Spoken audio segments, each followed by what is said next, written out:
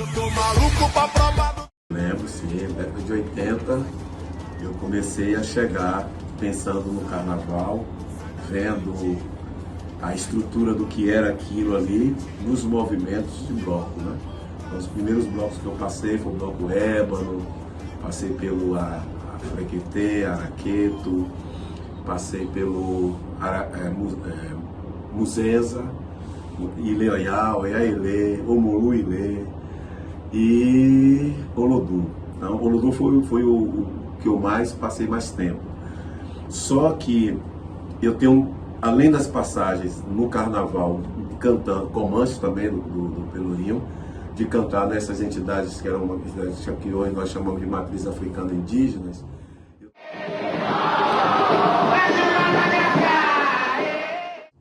Eu também comecei no bloco de carnaval de trio elétrico.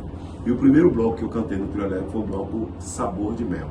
Do Sabor de Mel eu fui para o Joia, do Joia cantei, foi Sabor de Mel, Joia, aí fui para Traz a Massa, cantei no Mordomia, Pré-Datado, enfim, fui desbravando. Em 88 eu lembro que eu saí cantando no Camaleão. Foi no Camaleão até que eu sofri um processo de racismo, né? Naquela época. Um grupo de jovens brancos, aí toda vez que eu pegava o microfone para cantar, eles faziam um sinal para eu sair. Foi aí que me surgiu uma música na cabeça e eu fiz a música chamada Desejo Egotismo, que todo mundo conhece como Tchau Galera. E uma canção que embalou o meu primeiro disco de carreira, já em 89, quando eu gravei meu primeiro disco. Mas eu gravei mesmo, minha voz mesmo em disco foi com o Olodum, depois com o Araqueto, mas no mesmo ano, que foi entre 86 para 87. Então o disco do Olodum que chama Madagascar, Egito Madagascar, esse disco ele hoje é um disco antológico, né? Porque temos ali Faraó, Madagascar, Reinos de Daomé, Daomé era Araqueto. Temos ali Ladeira do Pelô, Olodum Não Inerte, né? E não, Olodum Não Inerte é uma música meio interessante que faz Olodum Negrelite, é negritude. Ileleu, e aí a quedante. Seu corpo não fica mais inerte que o Afrodônio já pintou. Ali,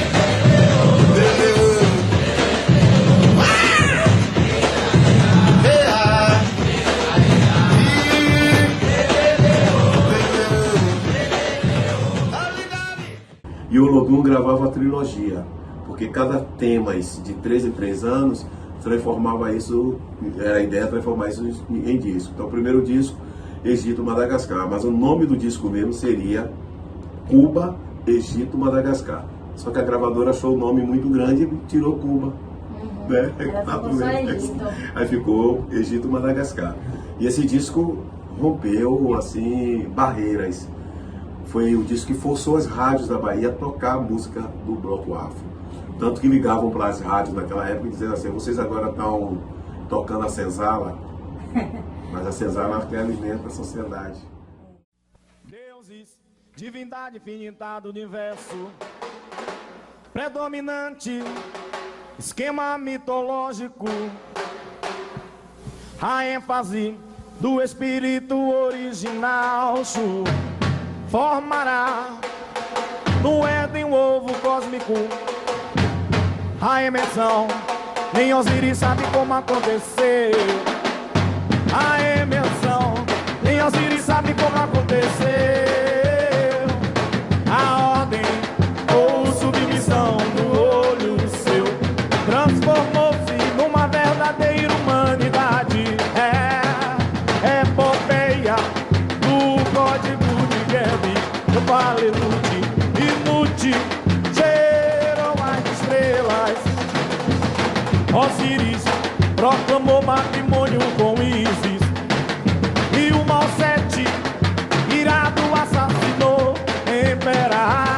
Horus, levando avante a vingança do pai, derrotando o império do Mal Sete. O grito da vitória que nos satisfaz. Cadê Tutankhamon, Gizé, Acaenaton, Gizé, Tutankhamon, Gizé, Acaenaton. Eu falei Faraó,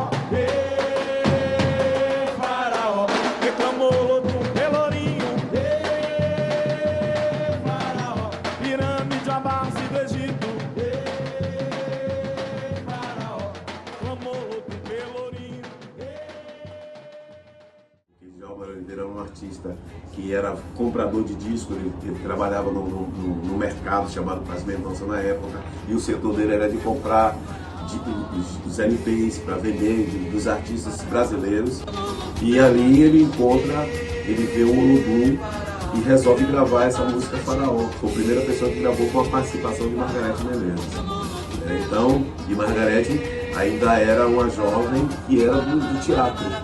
Então Djalma a convida e tudo dá certo. Tanto que Margareth, quando ouviu a letra, fez: não, isso aqui não entendo nada, não sei o que é isso, sabe?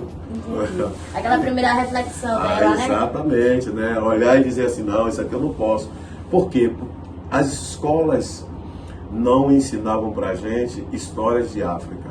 Falava que a África era um país, e a África depois a gente vem entender que não é um país. A África é um continente com 54 países. Né? E aí você tem os países que tem as lutas armadas mesmo, por conta da corretinta mesmo, e você tem os países que a gente chama de países brancos, né? Que aí você entra aí um pouco Marrocos, já tentando escurecer o tiquinho, mas você tem o Egito, tanto que os grandes filmes do Egito eram todos louros, de olhos azuis, e não era nada daquilo. Né, as maquiagens e tal, e você tinha uma forma, as escolas tinham uma forma de colocar a África sempre como um lugar onde tinha só mato e animais selvagens, e a África sempre foi tecnológica, sempre foi moderna, e eu vim entender isso tudo depois que eu fui para a África, né? Eu conheço 5 países africanos, e nesses lugares eu comecei a pesquisar de fato a minha etnia.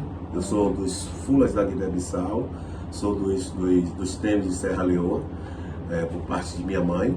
E entendendo de onde eu venho, eu comecei a buscar outros lugares de África. E percebi que nós tínhamos aqui na Bahia etnias diversas. E hoje as religiões mudam um pouco o conceito dessas etnias, do que eram essas etnias. Haussás, os fulanis, os tapas, os mandagôs, os mandingas, os iorubais, né? Os iorubais, os fões, foram quem mais conceituaram a energia, junto com os bantos e os jejes e o ijexá, do que hoje nós chamamos de candomblé. Porque a África não tinha candomblé, a África são lugares onde cultuam seus ancestrais. Então hoje a pintura que vocês mulheres usam, que alguns homens, a roupa, as vestes, tudo isso. E o bloco afro, o papel era contar essa história. Então não era muito aceito. Mas eu me identifiquei nesse lugar. Para surgir aqui, começa a se desenvolver no carnaval, foi uma etapa grande, né? Uma etapa grande. Eita. O bloco afro, o bloco afro rompeu essa barreira. Rompeu mesmo, até o Axé Music, quando ele se revela, né, como um movimento, que ele não é um segmento musical. O Axé Music é um movimento, onde em cima do trio a gente canta diversas coisas. Você pode cantar rock, baião, tudo, agora com uma levada, uma pegada que a gente chama de pegada de axé. O que significa a palavra axé? Luz, força. Sabe? Então todo mundo tem axé, não tem uma música que não tem axé. O cristão tem axé, porque se não tiver luz e força, ele não funciona, né? Tá entendendo? Só quando você vem de uma estrutura, de uma língua iorubá, aí há um preconceito de falar. Se eu falar para você que eu sou mandinga, aí tem gente que se benze, que leva isso pro candomblé. Mas a palavra mandinga não tem nada a ver com o candomblé. Mandinga é um povo mandinga, uma etnia mandinga, que aqui na Bahia eles eram muçulmanos, né, islâmicos, e traziam as suas bolsas aqui, que era a bolsa mandinga, onde eles colocavam dentro dessa bolsa as palavras do Alcorão. E ali era o seu tiã. O que é o Salmo 91? A gente não se segura nele. A mesma coisa eram esses povos que tinham um versículo, um verso ou alguma coisa, que eles entendiam que ali eram as suas forças.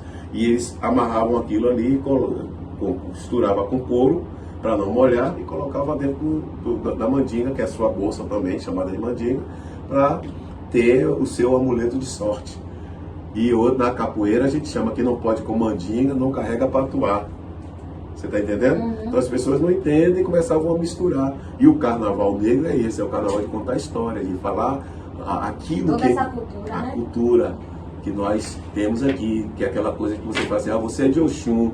Aí o cara, quem não é do axé, meu Deus. Eu vejo muito. Só que quando você vai para a Nigéria, aí nós temos aqui a Bahia, não é isso? A Bahia, nós temos, são 417 municípios. Cada município não tem um nome, não é isso? Feira de Santana, Lagoinha, não sei o quê, é igual o Brasil. O Brasil você tem, ele é dividido em que? Estados. Você tem o estado da Bahia, né? O Nordeste são 9 estados, né? A Bahia, Piauí, Alagoas, Pernambuco e aí vai. Esses estados aqui são chamados de Pernambuco, de Alagoas. Na África não vai chamar de Alagoas, nem de Feira de Santana, nada disso. Você tem que ter o nome da cultura daquele país. Então você vai em um estado que o nome do estado é Ogum. Você vai no outro estado que o estado é... Lá na África. É o nome do estado. E isso E ao pode mesmo ser tempo, visto como uma coisa de candomblé, mas não tem nada exatamente, disso. exatamente. É o nome também de um rio. Oxum é o nome de um estado e o nome de um rio.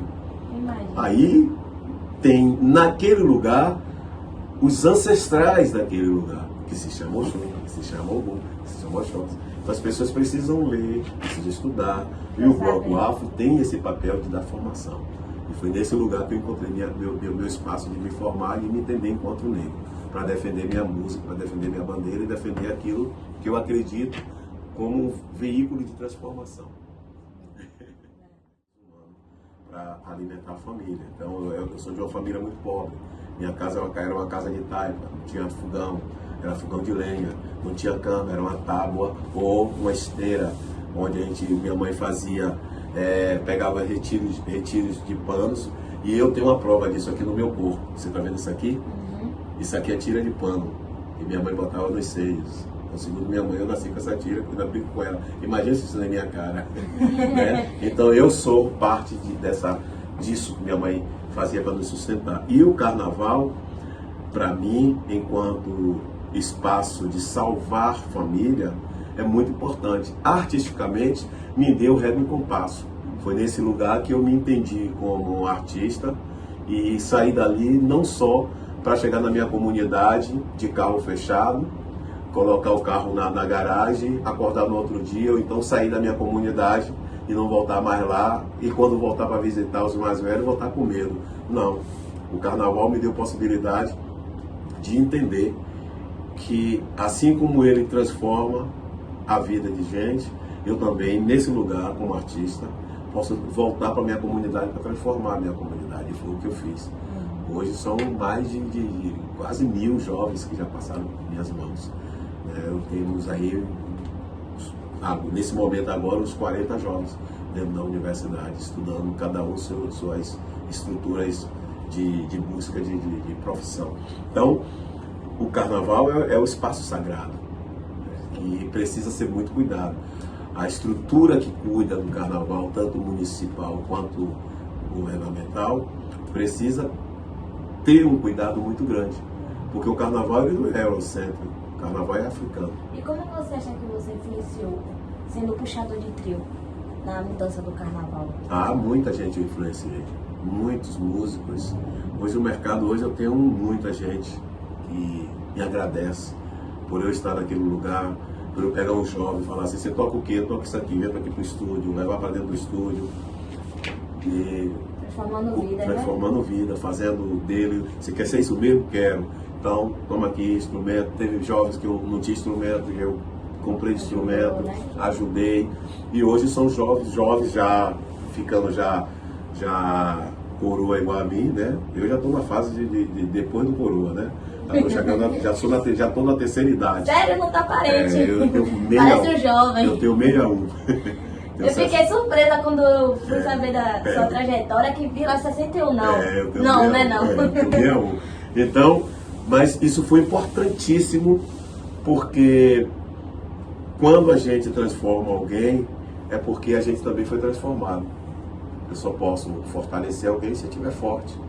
Então eu aproveitei tudo aquilo que a música me deu, tudo aquilo que eu consegui e passei a fazer essa transformação mesmo de humana. Primeiro, a transformação humana.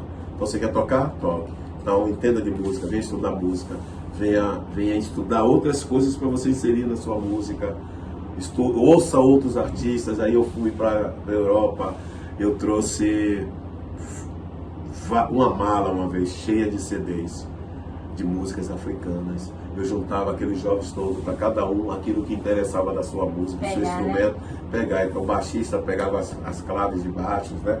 O guitarrista. Então isso fui ajudando, mas sem aquela pretensão de me auto-intitular o mestre, a pessoa. Não, são os próprios músicos que dizem que não contam comigo. Aqui é meu mestre. Estou aqui por causa dele. Sabe que nada, por causa do seu talento. Mas eles falam, então eu acredito. E você acha que o carnaval mudou ao longo dos anos? Você acha que o que se perdeu e o que melhorou? Mudou muito. O Carnaval em Salvador, ele sempre foi um carnaval democrático, onde você fazia suas batucadas, assim como as festas de lá, você ia para aquele lugar, você saía no bloco que você quisesse sair, apesar de ter alguns blocos de elite que não aceitavam a figura do povo preto naquele lugar, mas o povo preto foi modificando também as formas simbólicas, pegando endereço de amigos que eram brancos e dizia assim, eu moro aqui, e aí quando chegava lá para fazer o teste, você não é Souza, não tinha jeito. Você é filho de quem? Aí você tinha que ser filho de um juiz, ou de um advogado conceituado, um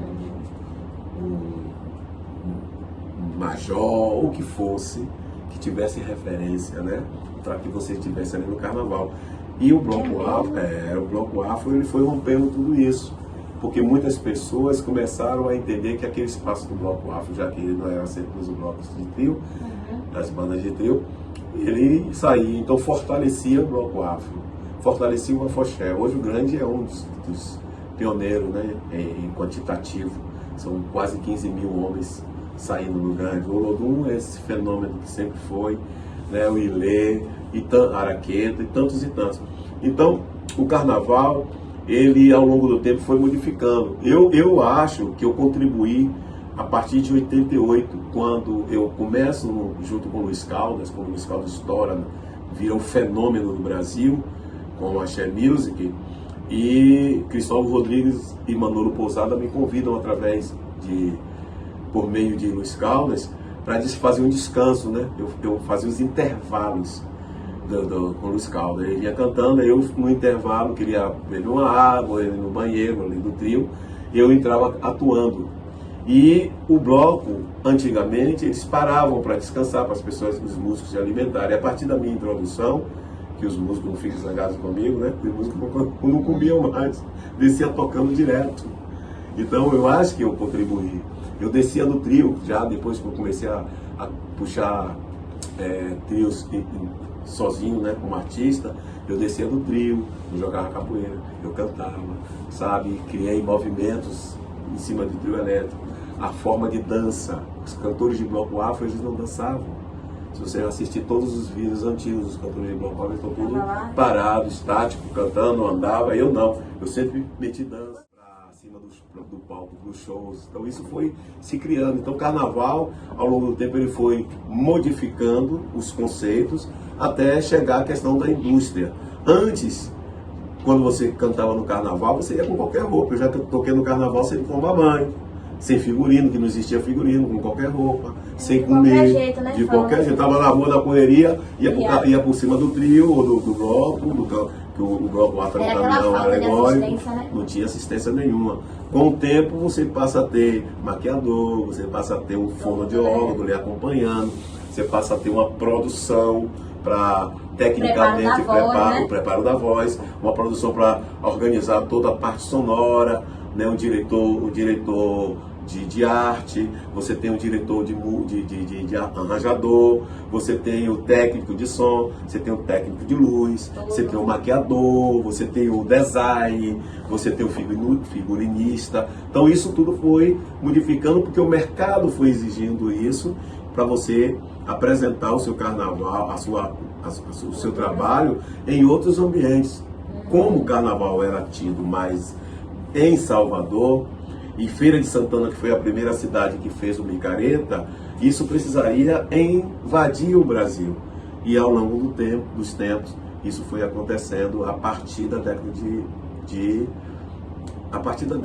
final de 80 para 90, foi que isso se alargou. A 90 foi que realmente invadiu o Brasil inteiro. Então, só que uma coisa que não ficou, que ficou muito difícil para nós artistas negros, é que a gente nunca teve grupos empresariais bancando nossas carreiras. Eu sempre banquei minha carreira, sempre trabalhei sozinho na minha luta. Toda a grana que eu ganhava eu investia na minha carreira, né? Como diz, eu e Deus. Eu e Deus, né? E aí eu fui sacando isso, fui preparando meu filho mais velho. Então eu levei meu filho para vários desses espaços e dizia a ele, olha, você tem que trabalhar dessa forma, tem que fazer isso aqui. Ele só tinha 13 anos de idade. Então eu botei ele para estudar música, foi baterista, começou a me ajudar, hoje é meu produtor, empresário. A gente montou uma empresa que é a Aldeia Tribal Produções, Aldeia Tribal Editora e Edições Artísticas Limitada, no qual ali eu tenho meu filho que toma conta de todo o meu cash de musical, dessas coisas todas.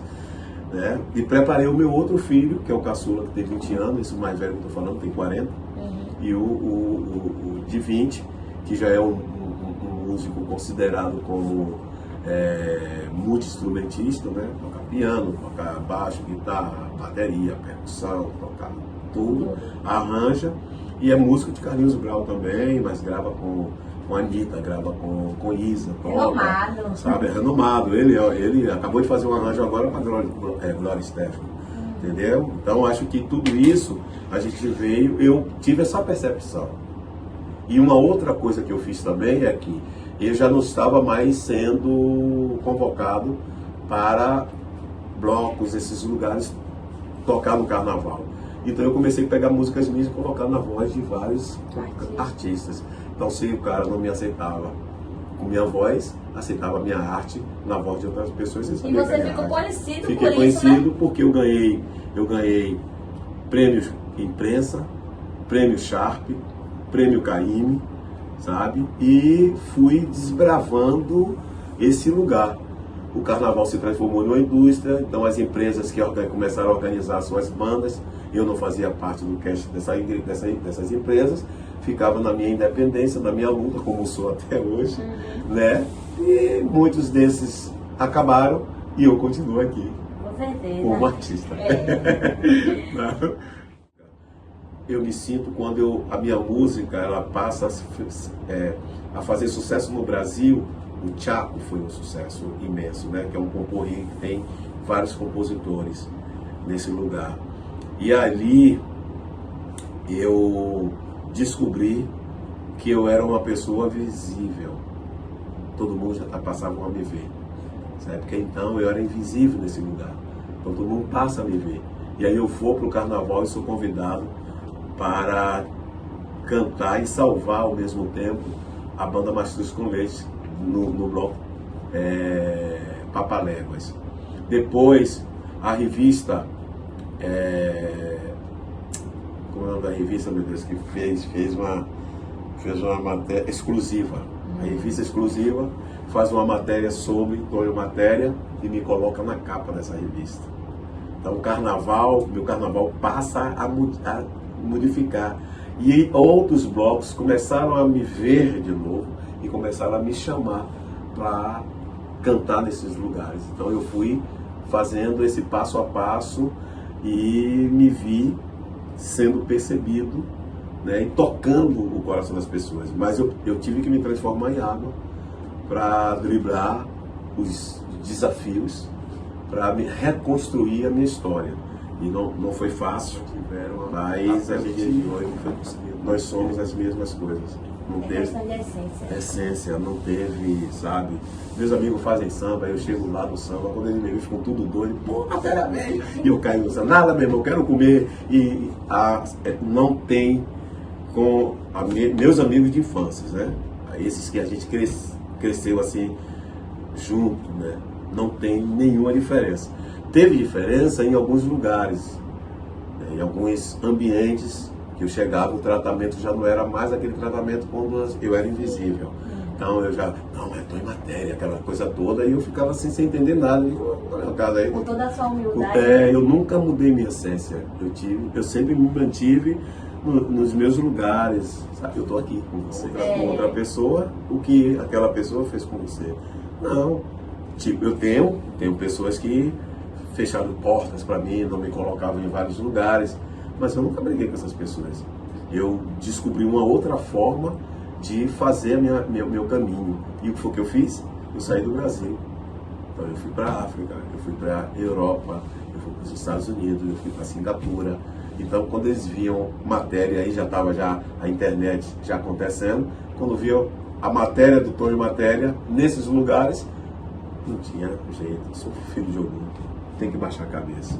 Então baixaram a cabeça e nunca discuti, nunca disse para aquele, eu sei muitas pessoas fecharam portas, mas nunca disse, você fez isso comigo, fez isso, não sou eu, ele sabe dentro dele, né? E me vê erguido, porque eu aprendi com um professor chamado Mário Guzmão, lá no Olodum, que é uma figura que vocês jovens precisam pesquisar. Foi o primeiro homem que eu vi falar francês, inglês e italiano na minha frente, e era um homem de comunidade, um professor, um português impecável, sabe? E ele disse para mim um dia assim, me ensinando, me dando aula de postura de canto, ele disse, Tonho, nunca baixe sua cabeça para ninguém, a não ser para o seu chão, a não ser para os seus ancestrais. Então isso está aqui no meu ouvido.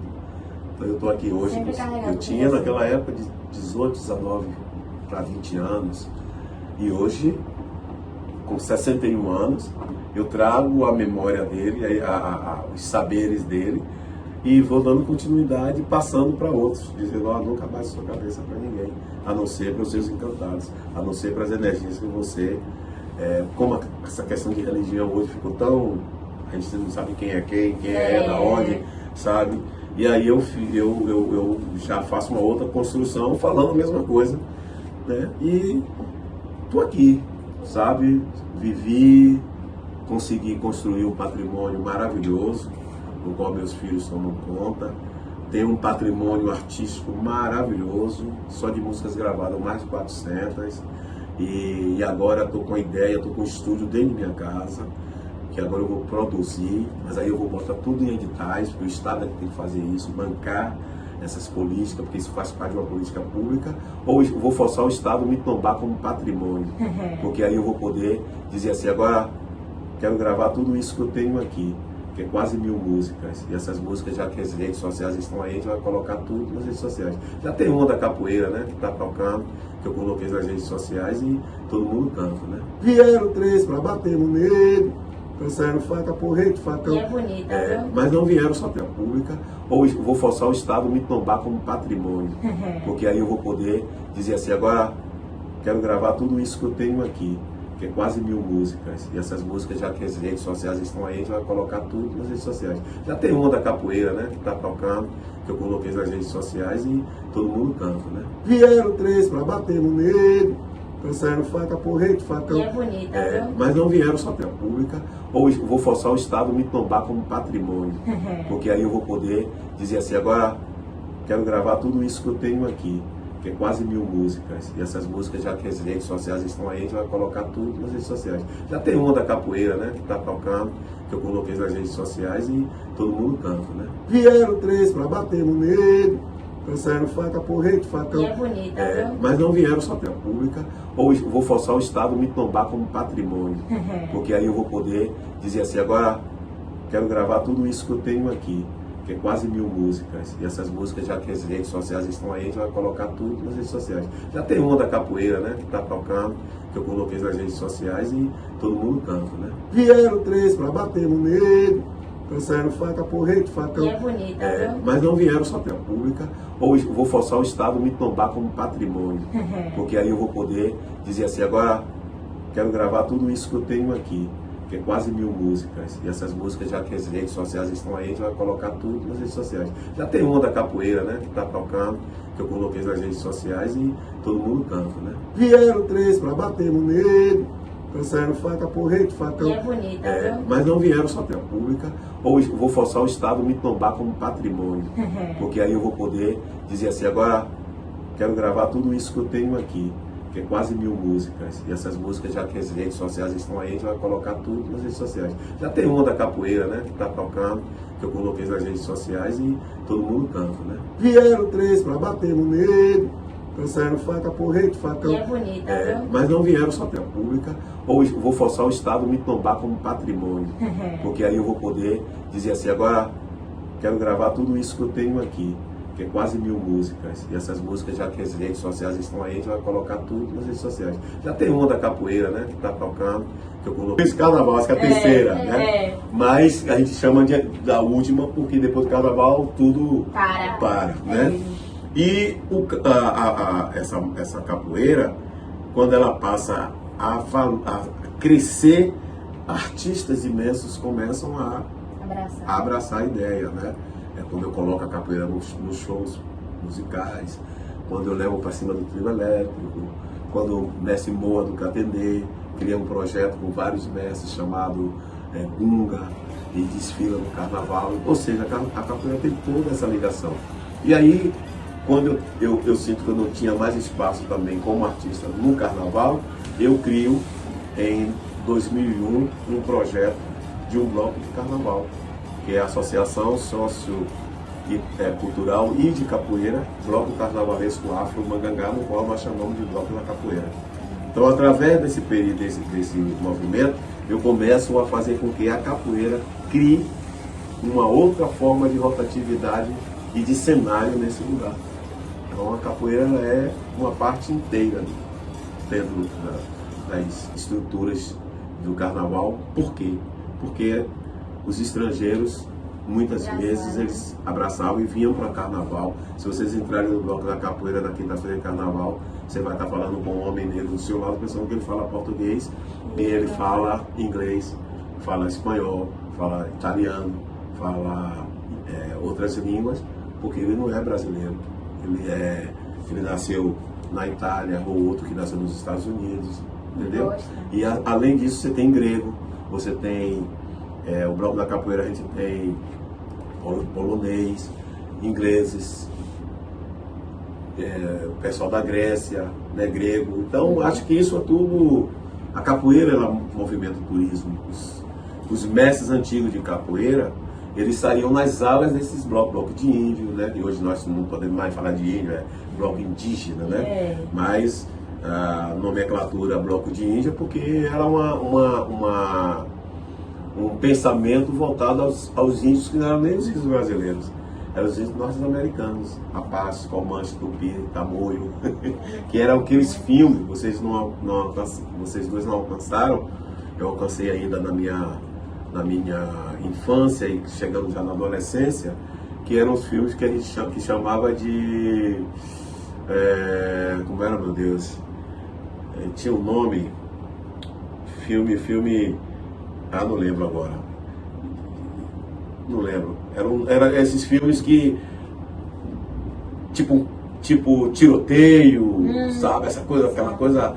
E aí no meio tinha índio ali, os índios vinham montados no cavalo, mas os índios eram brancos. Como é que pode os índios tinham até cabelo louros. Oh, meu Deus. Os índios eram brancos, porque os filmes eram representados por pessoas brancas, tá? Então a gente aprendia com eles, Tarzan. Não sei se você já ouviu falar em Tarzan. Já. Tarzan era o rei da selva. Como é que um branco era o rei da selva? E a selva era na África. Entendeu? Mas minha infância acreditava que era. E muitas vezes a gente nem pensa nesse lado, né? Homem branco, dono da selva. Dono da selva, sabe? Homem branco morando dentro das matas e nada acontecia. Nossa, você entrar na mata, você podia pedir licença ao povo daquele lugar. Não estão cuidando. Estão pensando no carnaval, aquilo que move dinheiro. Carnaval muito da essência. É a essência. Porque o carnaval é a festa da fantasia. O carnaval é a festa do recorte étnico, das tradições, seja ela africana, seja ela branca, que os brancos também têm as suas tradições, têm os seus ancestrais, né? E o carnaval é essa mistura de povos. Apesar que como ele nasce às margens do rio Nilo, o carnaval ele é egípcio, ele é africano, ele é uma louvação às grandes colheitas que tinham no Egito Antigo, e às margens do rio Nilo se faziam as festas em comemoração às grandes colheitas. E isso a Europa leva, e Roma ou a Itália, por exemplo, tem como se o carnaval fosse deles, e não é, né? Se apropriam de tudo. Pegam as máscaras, que essas máscaras, elas em África, guardam a memória dos seus antepassados ou a identidade de qual etnia você pertence. É um ato de afirmação, né? Então, essas máscaras depois ela é tratada aqui no Carnaval de Salvador, e depois em outros carnavais, como algo da cultura eurocêntrica, né? E quando chega o processo das indústrias dentro do carnaval, grupos se juntam para ganhar realmente grana e esquecem que o carnaval é a festa do colorido, da fantasia, da emoção, né, da liberdade. Você tem um bloco, mas você não tem que forçar ninguém sair no bloco. As pessoas podem se vestir, tá? Tanto que o bloco passa, o carnaval passa, porque o carnaval era livre, não tinha corda, então passa a ter corda, passa a ter, porque aquela corda é o que? São as indústrias. E os nossos blocos afro também passam a ter, porque regimentos são criados nas estruturas para fazer com que a gente ou faz aquilo ou fica de fora, ou paga multa, entendeu? A gente tem que se moldar também aquele sistema.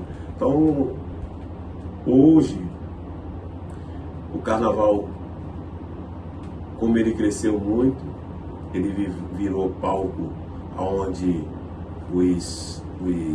aqueles que têm necessidade de aparecer na mídia vêm para dentro de Salvador, né? Muitos vêm ganhando e outros vêm pagando para estar naquele lugar, para ter uma televisão que fale o nome dele o tempo inteiro.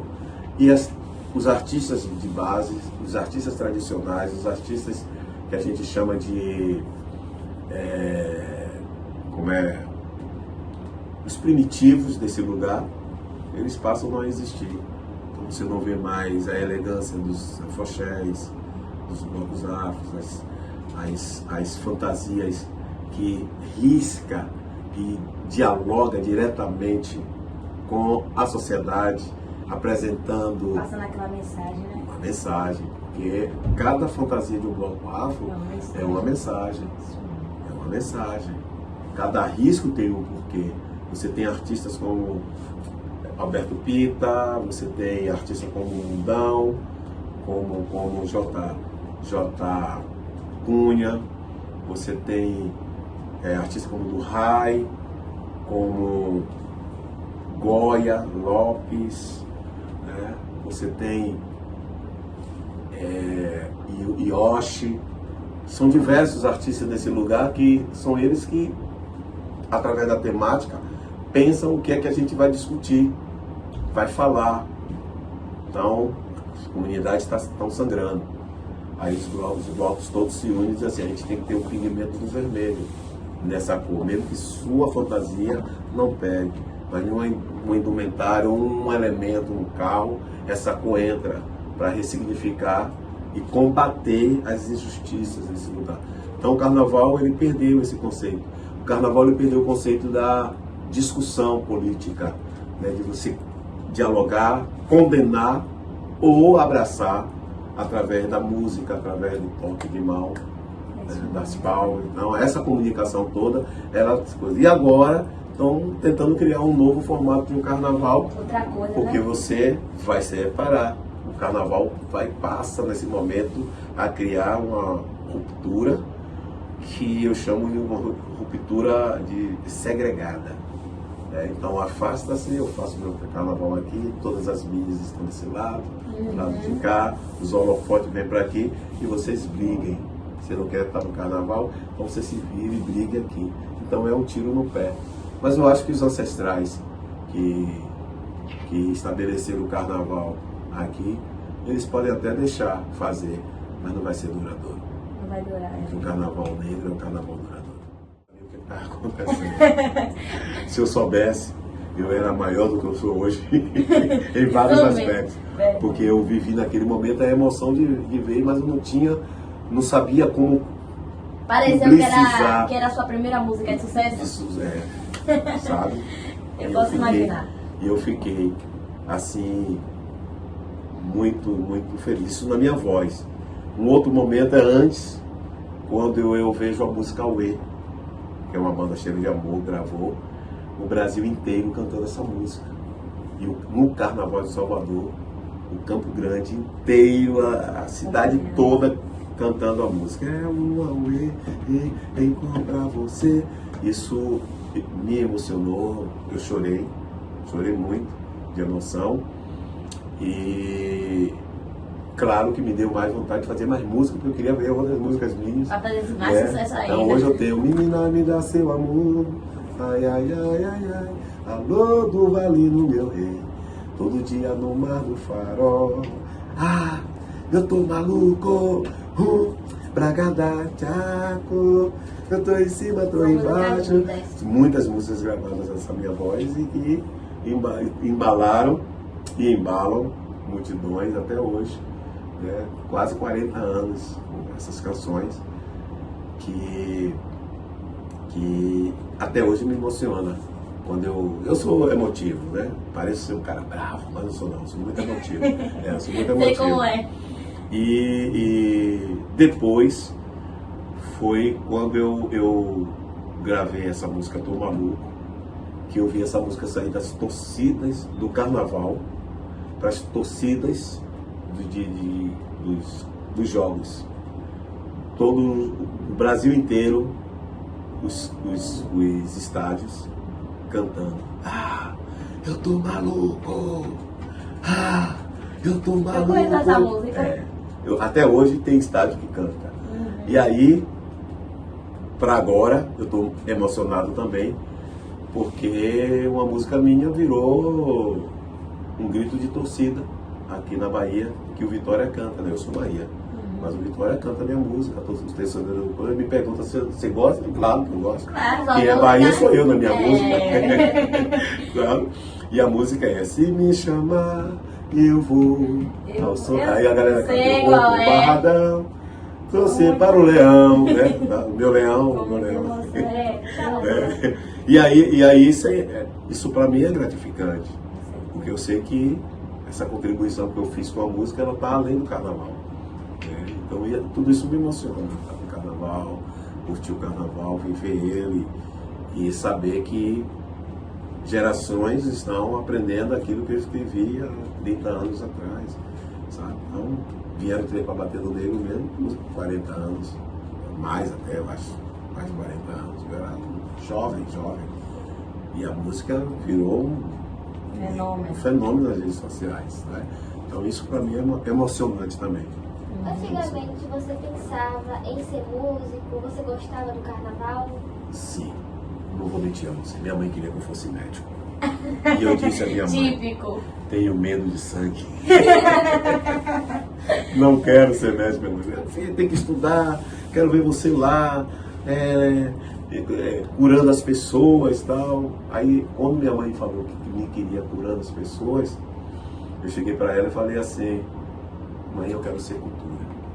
E quero curar as pessoas através da cultura. Então a música é um dos maiores meios de curar que nós temos, né? E adentrei. Eu nunca me vi de fora desse ambiente musical. Sempre. Tanto a capoeira como a música são os meus espaços. É tão meu espaço que eu larguei os meus empregos. E foi uma coragem. Você ter carteira assinada, mas eu ia todo dia bater ponto. Todo dia eu estava no mesmo lugar. Aventurar o futuro. Não dava para mim. Não dava para mim. Eu estaria até hoje nesses mesmos lugares, esperando a aposentadoria chegar para eu ganhar um salário, 2 salários no máximo e viver. Não ia ter vivido o seu sonho. Não ia viver meu sonho. Eu sou cigano, eu nasci para ser cigano. Esse Eu nasci para ser do mundo e coloquei isso na minha cabeça. Graças a Deus eu dei certo. Também dei certo porque eu nunca na minha vida me envolvi com droga. Nunca na minha vida fumei um cigarro. Nunca na minha vida tomei um copo de cerveja, do que for, tem álcool, sabe? Então isso foi, e dizia sempre para meus amigos e jovens que estavam do lado: ao invés de um copo de cerveja, coloca um livro. A menina ficava grávida cedo, o terra namorando, lugar na mão, bote um livro. Então eu sempre fiz esse caminho. E eu dei certo, alguns amigos também deram certo, outros não deram porque buscaram outros caminhos. Cada um buscando o seu destino. E essa entrevista com Tonho Matéria. Muito obrigada por sua disponibilidade. Eu agradeço. Você também foi bom guiar aqui nesse espaço aqui. Nós estamos aqui no espaço educacional. E eu desejo que vocês saiam daqui para dominar o mundo. Você não sabe o que pode fazer o nego. Troca as mãos pelos pés.